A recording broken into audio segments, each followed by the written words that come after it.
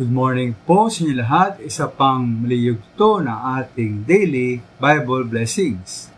Pamagat po ng ating aralin ngayong umaga ay, tama ba ang ating daan? Tama ba ang ating daan? Normal lang po natural sa mga tao, pati sa mga Kristiyano, na piliin ang mga madali kaysa mahirap, di po ba? Makibagay sa uso, sa ngayunan ang nais ng iba, at sumunod sa hilig o layaw ng ating sariling katawan. Halimbawa po, sa panambahan, mag-online worship na lang tayo sa bahay, kaysa pumunta pa sa bahay-sambahan, at maaaring replay naman, di po ba? At kahit pwede namang pumunta sa simbahan, online na lang, mas madali. At sumunod sa nais ng mga kamag-anak, at makaibigang hindi ligtas, na mamasyal, at pumunta kung saan-saan. At gawin ang kung anong bagay, kahit alam natin na halos wala na tayong panahon para maglingkod sa ating Panginoon. O kahit di maganda sa paningin ng Diyos ang ating mga gagawin. Basta mas madali, minsan, malimit ay natin pinipili. With mga minamahal, meron lamang dalawang pintuan at daan sa ating buhay.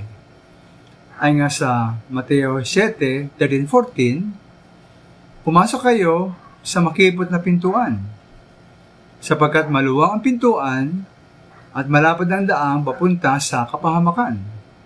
At ito ang dinaraanan ng marami. Ngunit makipot ang pintuan at makitid ang daang papunta sa buhay, at kakaunti ang nagdaan doon.